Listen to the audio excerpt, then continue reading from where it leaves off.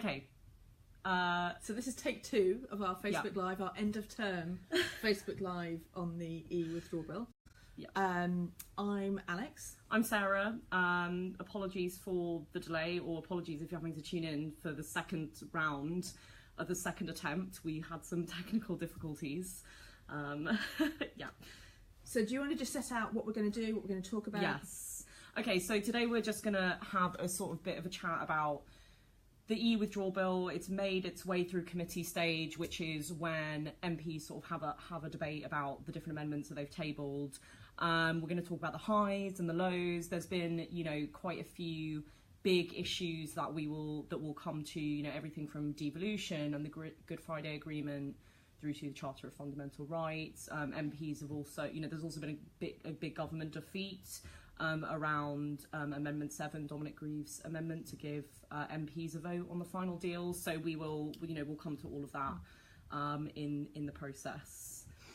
So this, as we were saying, is one of the biggest changes that Parliament has ever had to deal with, or certainly since the Second World War, but probably ever. It's one of the most challenging laws that they've had to deal with. And we were slightly disappointed that they only got 8 days to consider it in committee stage, because that's when they go through line by line and they say, should this clause still be in the bill? Should we replace it with something else? Should we put new clauses in? And there's been about 400 amendments, I think, maybe even more than that. Yeah, there's hundreds and hundreds of pages that we've had to, make our way through as well, because obviously, we've been reading the amendments, seeing what's good, seeing what's not so good. MPs have had to do the same. And we've been really, I think I heard somewhere that it's the most amendments that have been submitted to the bill. I might have to fact check that, but it's a lot of amendments. And so far we've been, in committee stage, we've been really impressed with the high level of debate and the high level of scrutiny. And, MPs are definitely taking their job seriously on this bill. We've seen some sort of really elegant solutions proposed to some really complex problems. Just as a reminder, what the bill essentially is aiming to do is to copy and paste EU law into UK law, so that on Brexit Day we have legal consistency. So this is not about changing policy. Obviously, the vote to leave was a vote for a different vision for the future of the UK, and obviously policy changes will have to be made to bring us into that sort of new vision of the UK. But for now, this bill is simply aiming to keep ensure that on Brexit Day, people and businesses and everyone in between, the same laws are applying in every sector essentially. And that's an incredibly complicated job, obviously, because we've been a member of the EU for 40 years. Some law in the EU is already directly in UK law. Some of it isn't. Some are just kind of rules that have been set by the EU that we've chosen to follow in whatever way, not necessarily through the legislative process. So it's a very, very complicated job that MPs have on their hands. And I think it's important to remember that the vast majority of amendments that have been tabled, whether they're new clauses or whether they're changing what the government's been doing, have been genuine attempts to just make the bill better. There's a real narrative going on at the moment about, is Parliament or are MPs trying to stop Brexit? And there may well be some MPs that want to stop Brexit, but for the vast majority of them, when they've been getting up to speak in debate, when they've been tabling amendments, it hasn't been about stopping Brexit, but it's about making sure that the way that we do Brexit is one that does actually genuinely take back control for Parliament and for MPs as our elected representatives, and isn't just about giving powers to the government. Because yes, the government are going to need powers to implement Brexit. Nobody is disputing that they're going to need some of these powers, but it's how you hold them to account when they use that, and what the scope of those powers are. Yep.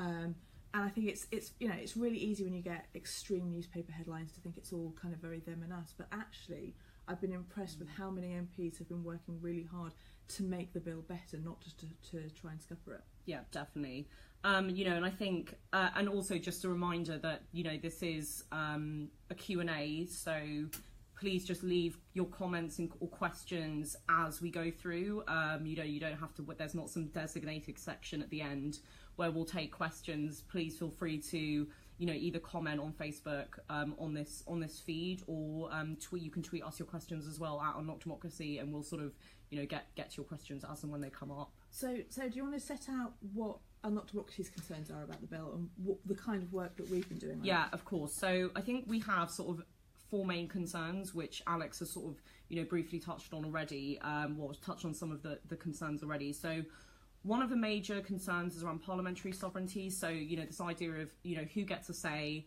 Is it ministers making a decision, ministers who are not accountable to the people, or is it MPs who are, you know, ultimately accountable to their constituents? And, you know, the way that we see it, and the way that a lot of MPs and peers and, you know, various committees who have, you know, done detailed analysis of the bill, you know, people think that the powers that the government is giving itself to do this copy and paste job are far too broad and far too sweeping. And, you know, another issue that we have with the bill is, so on top of these powers being very sweeping, the existing sort of scrutiny mechanisms that we use to make sure that these powers, so secondary legislation powers, are not making policy changes sort of without full scrutiny. You know, those systems are very weak at the moment. So we're also advocating for a new system to be implemented so that ministers can't make very sweeping policy changes without, you know, full scrutiny by MPs. We also think that this bill needs to make sure that existing rights standards and institutions are preserved. The government's stated aim is that this bill is just a copy and paste job, nothing more, nothing less. But, you know, what we've seen is, for example, with the Charter of Fundamental Rights being excluded from the bill, you know, that seems to suggest that the government is, you know, sort of pushing and seeing whether it is possible to make, you know, what some people see as policy changes through the bill, rather than just doing a copy and paste job like it said. Another issue that we have with the bill is that we don't think that it respects the devolution settlements, and, you know, as drafted, what the bill will do is sort of re-centralise power in Westminster. So a lot of the powers that are going to be coming back to the UK after Brexit fall in areas that are currently reserved for the devolved nations. And what the government is proposing is that sort of all the powers come back to Westminster, and then kind of Westminster will make a decision about where those powers go, even though some of those powers are in areas that are currently legislated over by the devolved assemblies and parliaments in the UK. So what this bill does, if it isn't amended, is kind of, you know, re-centralise power in Westminster, which is going against, you know, devolution settlements that were also, you know, hard-won devolution rights that were won in referendums.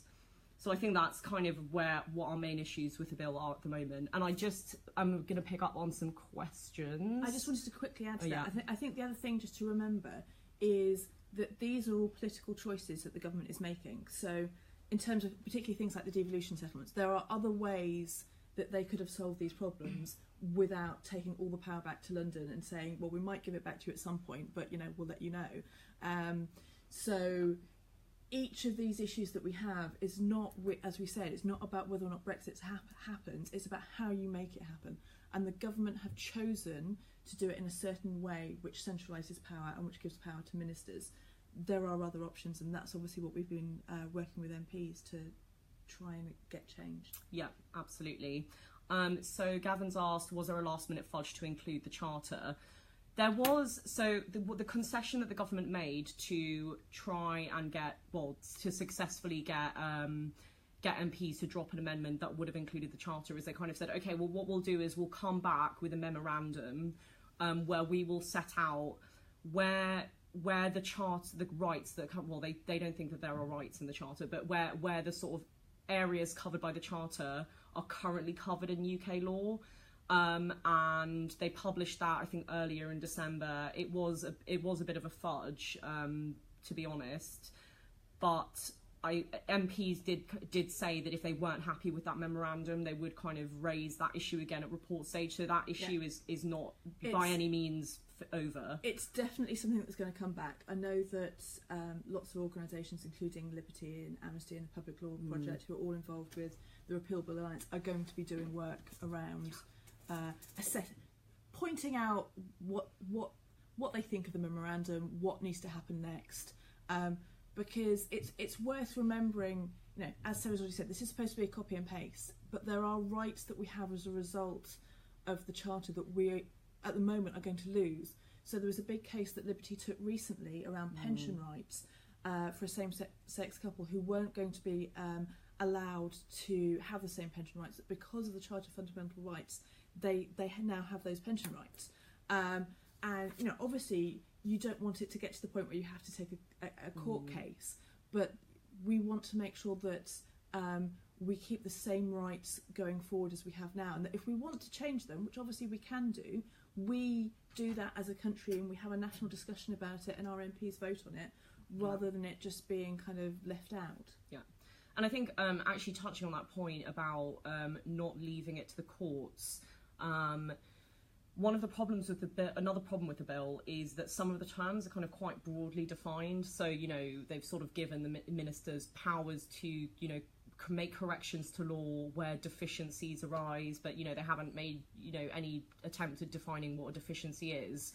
And part of the problem in that is when things are so broad and so poorly defined, you know, really important decisions may end up being made in courts, which is obviously not where decisions should be made. You know, decisions should be made in Parliament by MPs, so that, and that, you know, policy changes should go through this full scrutiny process.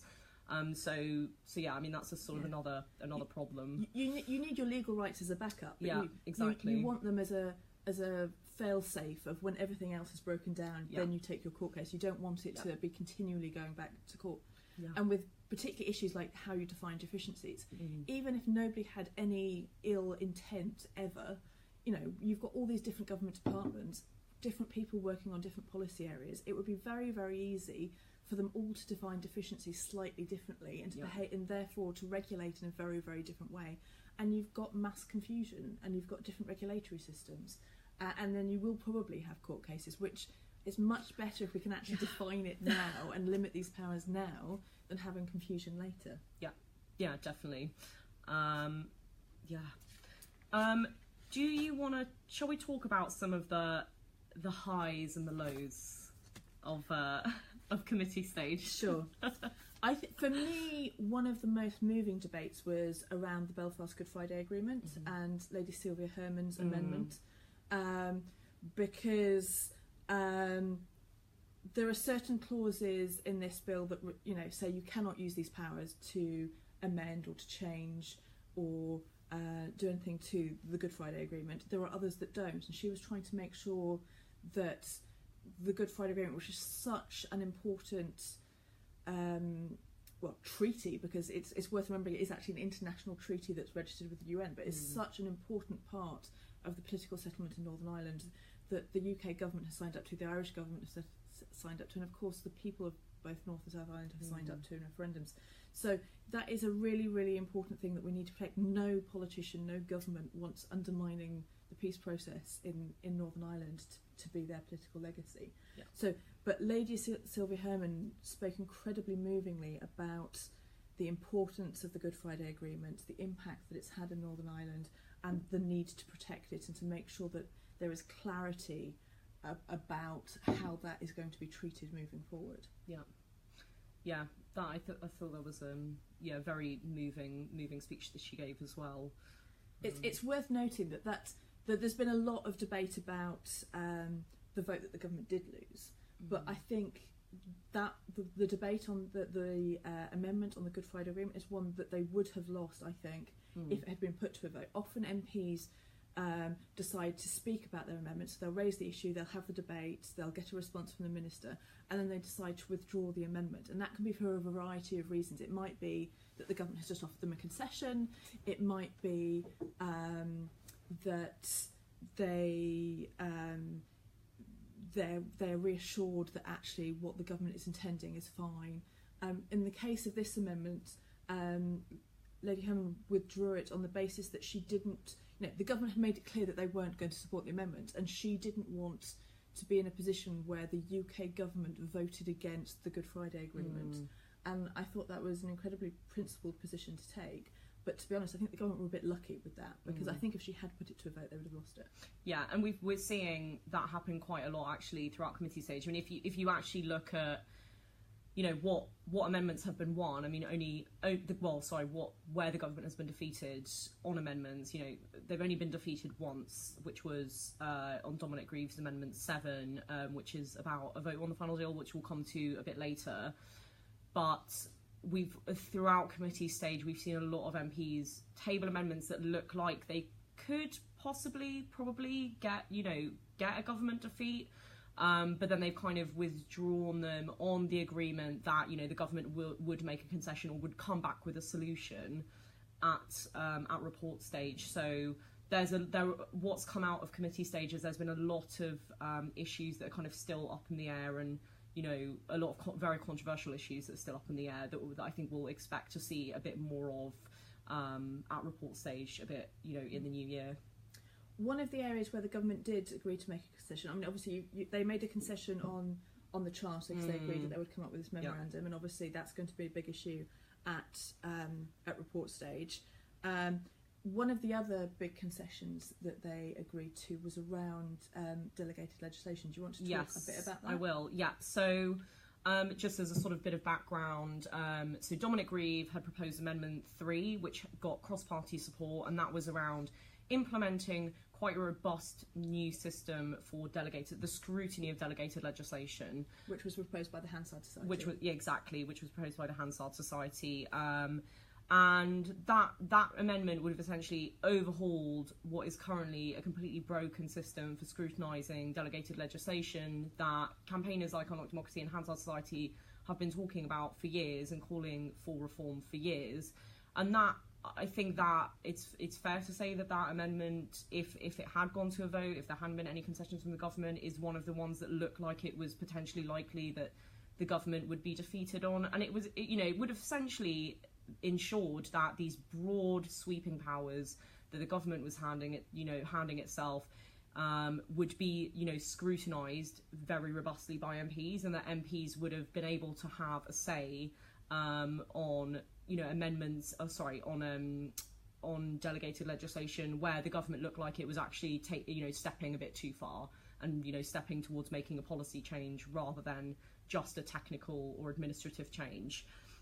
So that amendment by Dominic Grieve was picking up quite a lot of steam, and what then happened was the chair of the procedure committee, Charles Walker, tabled a series of amendments that proposed implementing a slightly different system to what Dominic Grieve had proposed, and the government said, yes, we'll accept these amendments, and that kind of meant that Dominic Grieve's amendment, you know, was sort of no longer in play really. But I think this is more of a low point than a high point, to be honest, in that the proposal by the procedure committee, sort of, while, you know, obviously well-intentioned, they obviously recognise that there needs to be some kind of solution to this problem of poor scrutiny of delegated legislation. The solution that they're proposing just doesn't go far enough. I mean, there are sort of various problems with the procedure in that, you know, the recommendations by this new sifting committee that's going to be set up, you know, it's only advisory, so the minister can kind of say, well, actually, I don't agree with your recommendations. I'm just going to get on and do what I wanted to do anyway. You know, there's a sort of get out clause for ministers in that if they think that the statutory instrument that they want to pass is urgent, then they can just go ahead and do it anyway. Again, no definition of what counts as an urgent situation. I think, what were the other problems?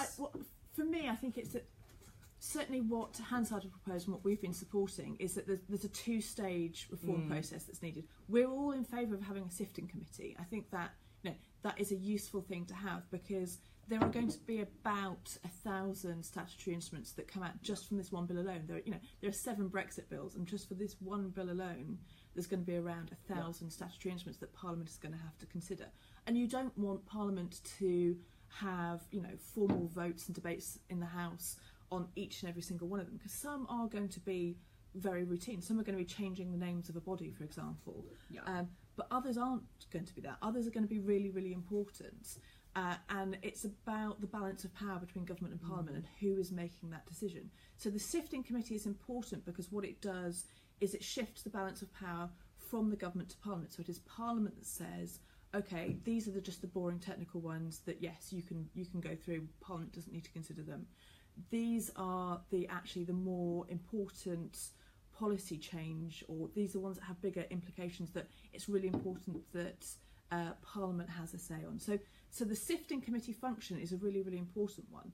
The problem with what the procedure committee has suggested and what the government has accepted as amendments is that it ends with the sifting committee. They do the sifting job and then nothing else changes. So all that happens is Parliament has said these are the really important things that we think need to have proper scrutiny, and they go through a scrutiny system that we know doesn't work, that we know that the party whips treat it basically like the political naughty step. They use it as a means of punishing MPs who have done things that they shouldn't, according to the parties anyway. And, MPs get sent to this committee. They get told to either write their letters to get back to constituents or to do their Christmas cards, depending on the time of year. And it all just gets nodded through. So the sifting committee is good. We absolutely welcome the sifting committee. It's what we called for in our Democratic Brexit report. But it's only basically half of the job. So one of the things that we're going to be working on in the House of Lords is working on the other half of that job and making sure that we actually improve the mechanism for scrutiny as well as getting the sifting committee in. Yeah, and getting a permanent solution as well. I mean, the other problem, the other problem with this system, which is just so bizarre, is that they've kind of said, yes, we recognise that there's a problem with the way that we deal with statutory instruments at the moment. So we need this new system, but we're only going to implement it for the EU Withdrawal Bill. It's a temporary measure. So, it's by no means bringing the sort of, wholesale reform and permanent reform that's needed. So that's a low point. But also, it's a low point right now, but it is something where we have real opportunities both at report stage and when the bill goes to the House of Lords, because the language that the House of Lords have used in describing these powers is really quite extreme. You wouldn't know it unless you actually, are really geeky like me and spend a lot of time reading select committee reports from the House of Lords. You wouldn't pick up on the language. But for them, trust me, they are seething. They are, spitting chips. Steam is coming out of metaphorical ears. So I do think there are going to be big battles. It's certainly not game over, not by a long shot. No, and it is positive that MPs have really got stuck into what is quite well, like Alex said, dealing with statutory instruments has been previously reserved for MPs as a form of punishment, but they've actually chosen to really dig down and explore different ways for how to reform this really inadequate system. So it is positive that MPs have engaged on this issue. We just need them to do it even more. But I mean, it's why it's really important. I mean, we've been asking you to go and phone your MPs or to go and visit them in their surgeries, and that's what really helps make a difference. And that's why it's really, really important that so many of you have done that, because these are complicated issues. MPs have their parties saying, oh, don't worry about this amendment, or do worry about this one. Knowing what their constituents care about and that they actually want them to put up a fight on this is really, really important. So thank you very much to everyone who's already taken action on it. We will be asking you again in the new year, because report stage is coming up.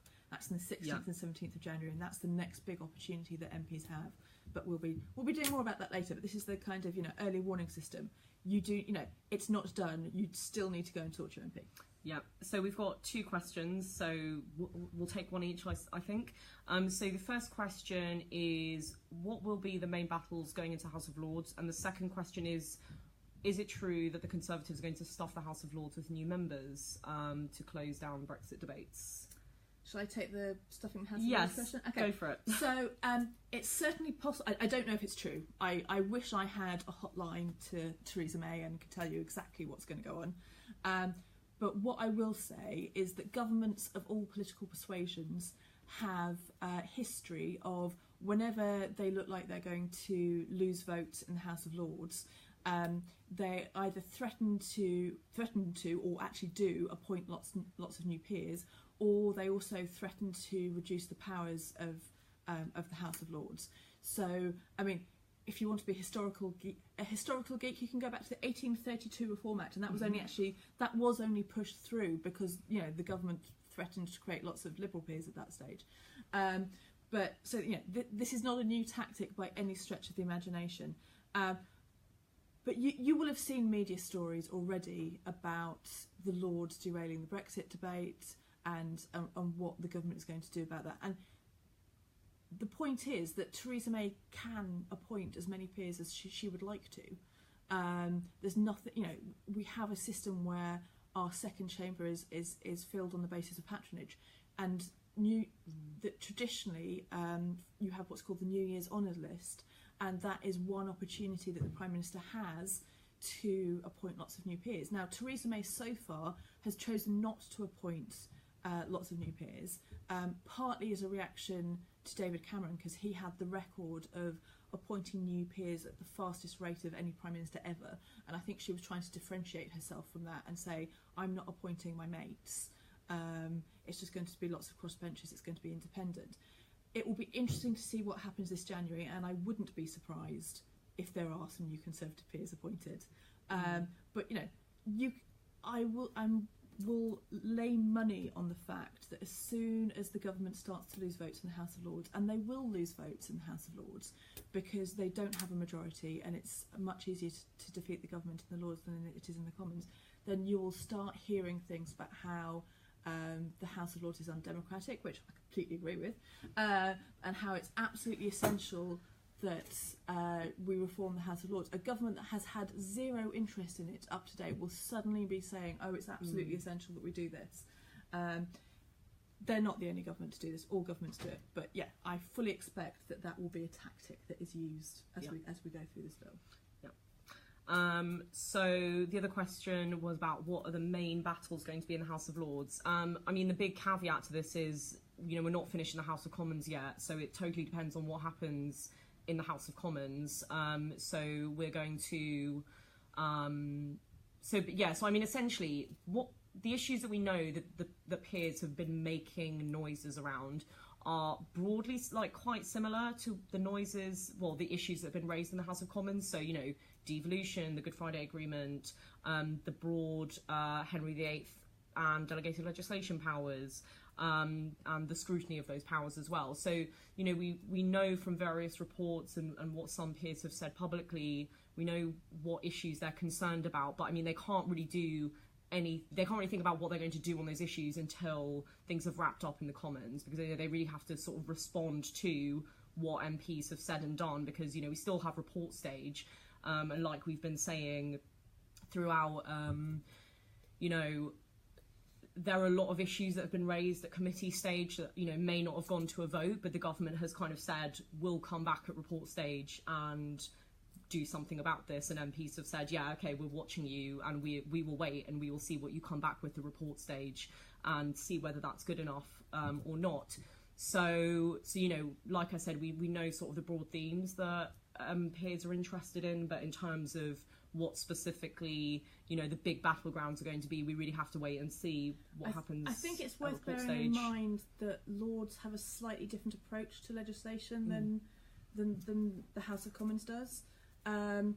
They like to look at things much more in terms of the long view, the constitutional implications, the precedents that it's setting. They see their, obviously MPs have a responsibility to reflect the views of their constituents. Lords don't. So they see themselves much more as kind of thinking about Parliament as a whole, the Constitution as a whole. So I certainly think, as you said, issues around powers, around devolution are absolutely going to be something that's raised. I also think that issues around the environment and the environmental principles that at the moment we're losing will certainly get an airing. I think one of the issues that might well come up today in committee stage in the House of Commons, but if not, will certainly come up in the Lords, is also around Gibraltar, because it's really good that we have finally had some meaningful debate about Northern Ireland and the implications of Brexit on Northern Ireland and the specific circumstances there. But obviously Gibraltar is another place that has specific circumstances that haven't really got much discussion so far. So I certainly think that's one of the issues that might well come up. Yeah, definitely. We've got another question on the House of Lords. How do we fight back against the media backlash when the Lords scrutinises the bill? Well, I mean, one thing that you can do is you can write to appear. If there is, say, there is a particular bit, in the same way that in the House of Commons there were certain MPs who voted against the government, Dominic Grieve, Anna Soubry, others, Nicky Morgan, who were put on the front page of a national newspaper and called traitors and various other names that was absolutely inappropriate. Regardless of what you think of how they voted, they were doing an important job in our democracy, and that's not how you deal with it. But if that kind of thing happens, then obviously one thing you can do is actually just write to peers and say, thank you for doing what you did, and we actually value what you were saying. And even if you don't agree with what they did, that actually having that debate, having a democracy where you do take different positions and you make the arguments and then you come to a resolution, that's a really, really important principle. So one thing you can actually do is you can just write to appear care of the House of Lords. We're obviously one of the things that we did in terms of responding to the headlines last week was we did lots of social media graphics. We wrote to the MPs concerned and thanked them for what they've done. So I think it is, you can do a lot on social media of just tweeting the alternative version, making people hear the alternative story and explain why actually having two sides in a debate, their grievances matters in a democracy, and that's actually what we're supposed to be doing. We're supposed to be having a discussion about how we move the country forward and then coming to an agreement collectively on that. Yeah, and I think it's really important as well to correct that assumption, because when you read headlines, if that's all you're reading, then your takeaway could very easily be that there's this group of MPs, as we saw last week or a few weeks back with the mutineers Daily Mail headline, or as will probably be a similar case in the House of Lords. You can very easily get the impression that MPs are just disrupting the process and trying to block Brexit. You could get the same impression for peers. I'm sure that media narrative will come up when the bill goes to the House of Lords. But if you actually listen to the debate, it is much more deliberative than some MPs just trying to block Brexit. That's not at all what particularly with the Dominic Grieve's Amendment 7 and giving MPs a vote on the final deal. If you listen to what MPs were saying and their reasons for supporting this amendment, it really wasn't about blocking Brexit. It was just making sure that decision making and lawmaking lies where it should lie, which is ultimately with MPs. As our elected representatives. Exactly. That's what we elect them to do. Exactly. Shall we talk a little bit about that? Let's do that. That government defeat, because yes, I was slightly surprised that, not that they lost the vote, but actually that the government got to a stage where they lost the vote. Yeah. That I felt it was something they could actually quite easily have avoided. So do you want to talk maybe a little bit about that? Yes. What happened? Yeah, of course. So just as a bit of background, a bit of an introduction to Amendment 7, which was the amendment where the government lost the vote. So that was tabled by Dominic Grieve, who's former Attorney General, former cabinet member for the Conservative Party. He tabled this amendment that would essentially give MPs a vote on the final deal. Now, the government has sort of tried, this amendment was tabled sort of way back when amendments were sort of first allowed to be tabled. So it's sort of been sitting around for a while. About 6 months, I think. Yeah, exactly. So there's sort of been quite a lot of opportunity for the government to put out an alternative solution to reassure MPs that, yes, you will be the ones who get a vote on the final deal, because that's actually what the government has been saying for quite some time. This is sort of not a new issue. The government has said, the decision will lie with MPs, but MPs like Dominic Grieve have not been happy with the sort of lack of clarity around what that would mean. What is a vote on the final deal? Is that a binding vote in the House of Parliament? Is that a vote, that goes through both houses? Is that a vote after the deal's been signed or a vote before the deal has been signed? So there's, a lot of questions that sort of remained unanswered, and actually some that still remain unanswered, to be honest. So Dominic Grieve tabled this amendment that would give MPs a vote on the final deal, and as a sort of last-ditch attempt, David Davis, I think it was the morning that the vote was going to, that the amendment was going to be debated and voted on, David Davis said, well, okay, both houses of Parliament will get to vote on a resolution on the deal, which is not legally binding. So, whatever, so it's not meaningful by any sort of measure. And, Dominic Grieve in the debate that afternoon kind of said, I've tried to reach out to the government and come to some kind of solution. I've been knocking on the government's door a lot. I've been trying to kind of meet in the middle with government, but they've not been listening. And so I'm not going to withdraw this amendment. We're going to push it to a vote, and the government lost that vote. And there were some really, really good speeches. I mean, I was particularly impressed by one by George Freeman, who's a Conservative MP, who said that I think he'd either never rebelled before or either only rebelled once, I can't remember, but he did not want to vote against the government, but he didn't understand why the government needed the really broad powers that they were giving themselves, and that the government, that yes, he was a Conservative MP and he was loyal both to his constituents and to his party, but first and foremost he was a Democrat, and he believed in Parliament and parliamentary democracy, and that meant actually making sure that Parliament was making that decision. Now, in the end, obviously the government made some concessions and he didn't rebel, but I just thought the quality of the debate about MPs thinking what taking back control actually means and trying to put that into practice was really, really important. But yeah, I mean, it was a really interesting one, because as I said, I think it's one the government it's a loss that the government could have avoided. I mean, obviously I don't know if this is true, but there's a story in the papers about David Davis the morning of the vote offering another MP a bet of £1,000 that the government was going to win, and just being a bit cocky about it.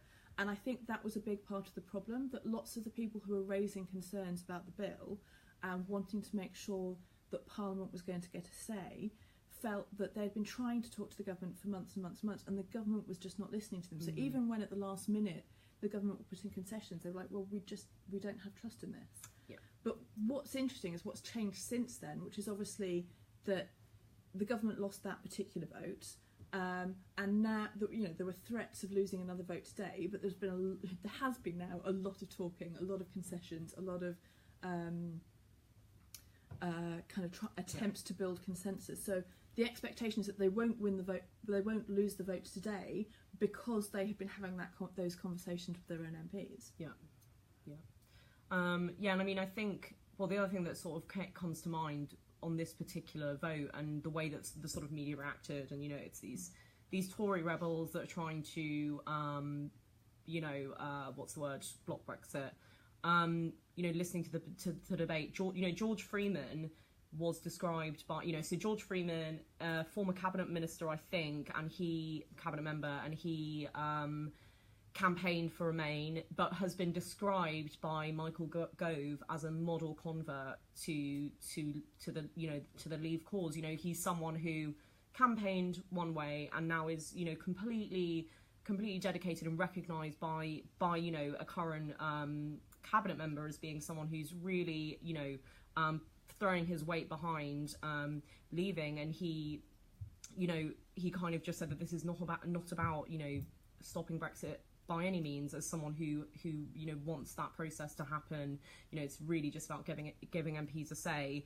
And you saw MPs who supported both Leave and Remain, from both sides of the political, all sides of political parties, joining together to support this amendment. So, it wasn't as clear cut as, Remainers voting one way and Leavers voting another way, or, some political parties voting one way and others voting another way. It was. I mean, Jacob Rees-Mogg spoke out in the debate saying that he didn't understand why the governments needed the powers that they put.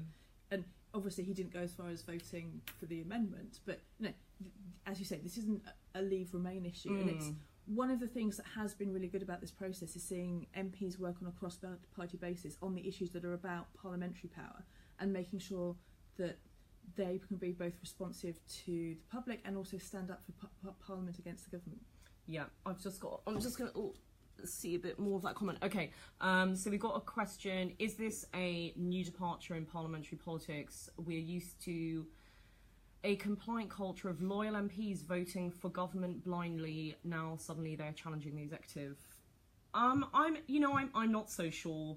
I think some MPs, I would like to think that MPs would just, vote on principle, but I think what the amendments that have sort of gone to a vote, I think ultimately MPs don't want to embarrass their party. They're loyal to their party. They see, obviously working together in a party, you can get legislation passed that, you're ideologically aligned with and think will be best for the country. We've seen some MPs sort of stick their head above the parapet on some issues. I don't think it's a fundamental change in culture, but I think what it does show is where there are issues that they think are profoundly important.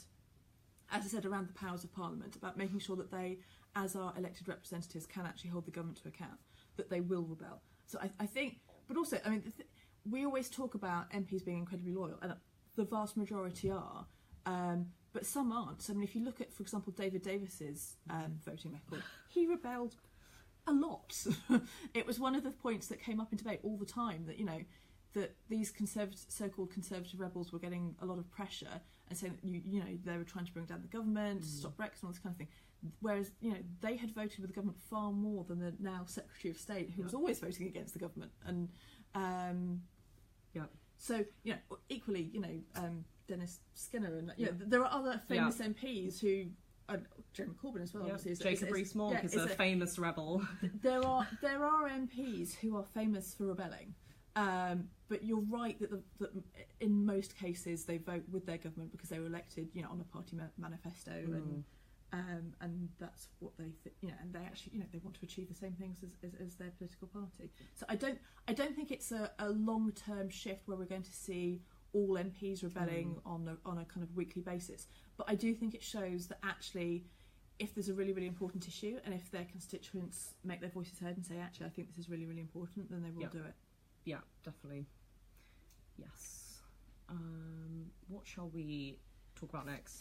It might be worth just kind of talking a little bit about the negotiations, because one of the things about the amendment was, obviously we talk about Parliament taking back control, and it does, because what the government defeat means is that Parliament has to have a vote on the final deal. But what it doesn't mean is that Parliament actually gets to say what should happen in the negotiations. So it's absolutely a positive thing, but some people have been overselling it and saying, oh, this is now, we're going to have to negotiate by committee, or Parliament's going to be running the show. It doesn't go anywhere near that far. No, not at all.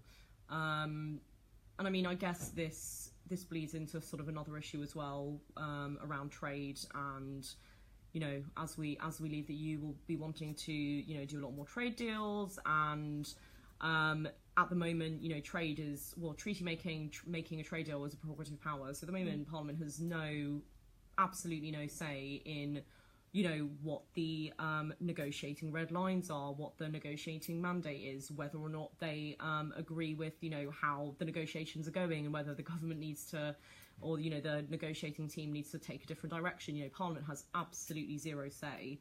That's kind of reflected in the way that the deal with the EU is currently being negotiated. Parliament has had absolutely no say in what direction the negotiations should take. It's very much been an internal conversation within the Conservative Party. In fact, I think the cabinet had their very first discussion about what the future relationship should look like on Wednesday. Which, given that it's over a year since the referendum, you would expect that actually a government would be having those conversations a lot earlier than they have been. So I was quite alarmed by the fact that this is the first conversation that our government have actually had about what they want our future relationship to be.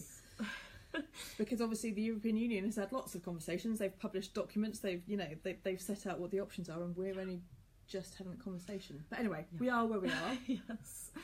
Another question: how can we encourage MPs to carry on voting with their principles, not bowing to that pressure? Well, I think that starts with people firstly going and meeting with their MP or phoning their MP, and making themselves known to their MP and making their MP know that they may have, for all these many years, however long they've been in Parliament, they may be in a very safe seat and have no threat of or think they might not be have any threat of being kicked out of their seat.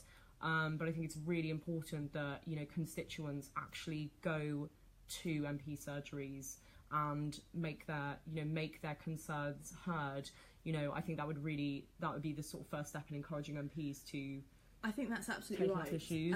Because we know that the single biggest thing that is likely to influence an MP is lots of people in their constituency either phoning them or turning up to their surgeries and saying this is a really, really important issue.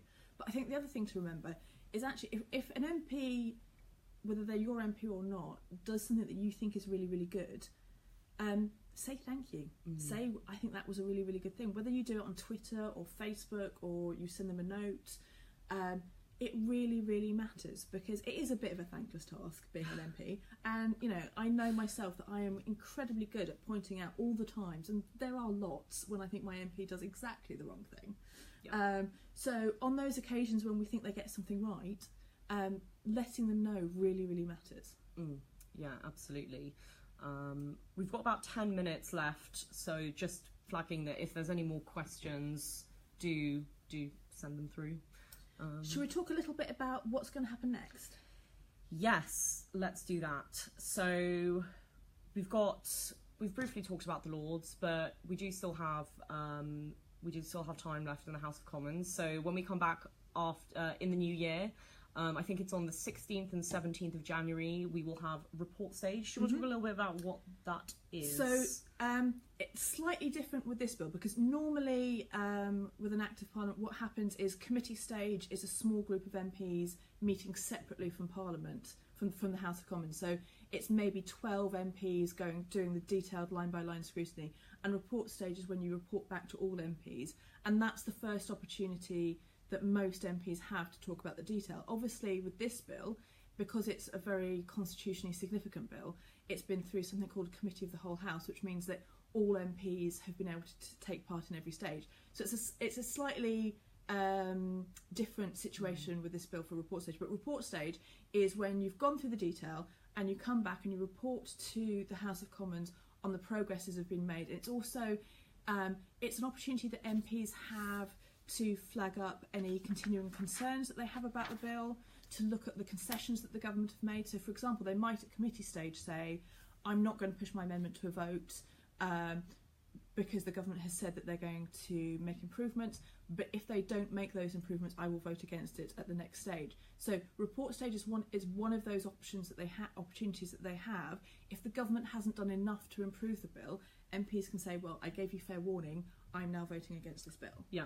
And I mean, so, from what we've sort of said already, there are lots of issues that have been raised at committee stage by MPs on all sides, where the government has kind of said, we will go away, we'll come back with a solution at report stage. And as a result of that, MPs have withdrawn amendments, so, not push them to a vote. But, there's been a lot of comments of, if we're not happy with what you come back with the report stage, we will vote against the bill. So report stage is, definitely one to watch, and will be, really, really critical in what actually happens to the bill. And it's why that even if you haven't spoken to your MP already about what's going on with the bill, there is still time to do it. It's still worth in the new year. I mean, I'm not expecting to go do it Christmas Day, fair enough, but make a resolution for the new year to go and talk to your MP about what you think the problems are with this bill and what you want them to do about it, because report stage is still a really important opportunity for them to do that.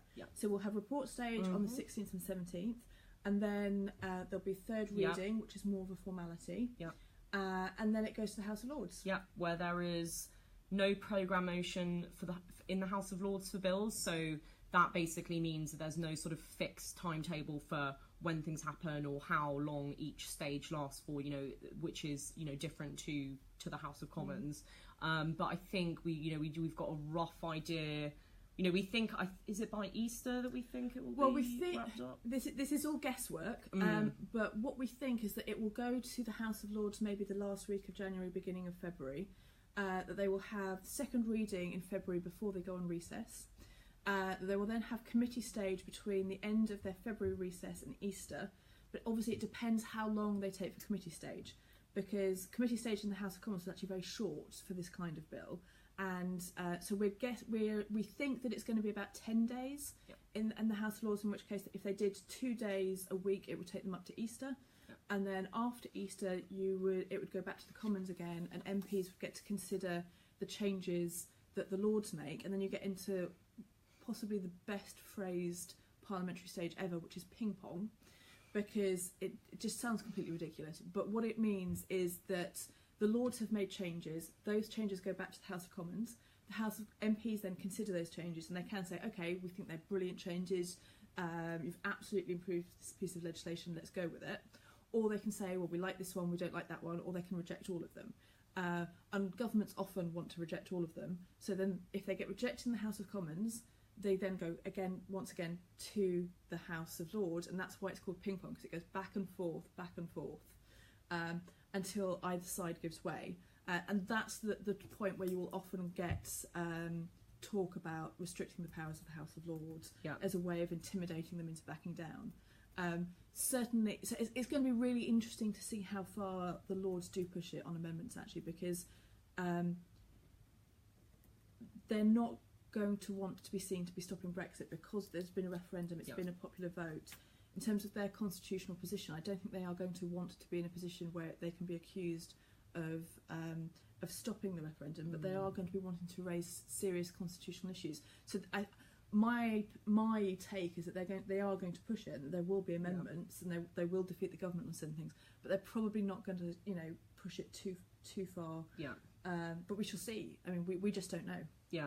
No, I think like Alex mentioned at sort of much earlier on in this Facebook Live, and I think if you go on our website and read some of our briefings, you'll see some quotes, but the language of the House of Lords, some of the committees have used around this bill is incredibly strong. The powers are sort of unacceptably broad, unprecedented, will be able to make, will fundamentally change the sort of constitutional relationship between the executive and Parliament. So, what we've heard so far indicates that, they take this, what's in the bill very seriously. What one peer at a briefing we ran in the House of Lords described it as giving the government the power to change any piece of legislation since 1066. So pretty big. Yeah. So that's sort of where we are. That's where we are with the bill. I think we've had a few questions sort of coming in throughout and on Twitter about what can I do about the bill? What can I'm in a devolved nation. What can I do there? I think the number one thing that you can do is make your New Year's resolution to be go and speak to your MP, even if you are in a completely safe seat where it's not gonna there's no expectation that you going to see them is necessarily going to have a major impact on the next general election. But I think it's really important that you go and make your voice heard to your MP. It's really not that difficult, actually. If you go to our website, it's unlockdemocracy.org/withdrawal bill. We've got loads of resources on there that we've got a script, we've got a a video of you phoning your MP. We've got a video of me phoning my MP, which it's luckily my MP is sort of very on board with a lot of the recommendations that we've made. So she's quite receptive to stopping the power grab. Mine not so much. Yeah, exactly. We've got a mixed bag in the office of where our where our MPs stand on this, but it's really important that you have a conversation with your MP. And I think the thing to keep in mind is sometimes it takes quite a while to get a surgery booked. You know, we've all been trying to book surgery times. You know, us lot in the Unlocked Democracy office, and you know, some people, there's like, for some MPs there's like a 3-month waiting list, but that doesn't matter, because you know, even if you go and see your MP while the bill is going through the House of Lords, you know, that puts down a really important marker with MPs, that even though, you know, the bill is kind of currently in the House of Lords and is only going to be coming back to, you know, to MPs to deal with sort of later on, you know, it sends a really important message that you know, care enough about this to get on the surgery waiting list and actually, you know, go and talk to them about your issues. Like Alex said, you know, we know that that's the most effective way of raising an issue with an MP, as opposed to sort of all the other means available. But yeah, the other thing you can do, certainly if you're in Scotland and Wales, is you can also raise it as an issue with your members of the Scottish Parliament or the Welsh Assembly, because obviously they're not voting on the bill. But both of those bodies are going to have to decide whether or not they give consent to the bill. That we're fully expecting that they won't. But it's still worth raising your concerns, talking to them, because obviously if you don't want this bill to undermine the devolution settlements, then the Scottish Parliament and the Welsh Assembly have a really, really important voice in raising those concerns and putting pressure on Westminster to do this differently. Because as I said, this is a political choice. They don't have to do it in this way. You can still implement Brexit. You can still make sure that we have a UK market for goods and services that doesn't undermine the devolution settlements. Yeah, exactly. So you have extra politicians that your resolutions that you have to see your MP and your MSP or your AM, yeah. A or AM, yeah. Exactly. Well, I think that's just about an hour that we've done. We would like to do more of these in the new year, and we're sort of putting together a schedule at the moment for some other topics that we can cover. We've already had requests for Facebook Lives around, you know, PR and the electoral system. But you know, if you're sort of watching this and you're thinking that you know, you'd like to hear us talk about anything else, then just leave a comment in the sort of comment section, and we can you know, we can see if that's something that we can do a Facebook Live on. Great. And thank you very much for watching. Thank you for all your support of Unlocked Democracy throughout the year, and happy Christmas. Yeah, happy Christmas.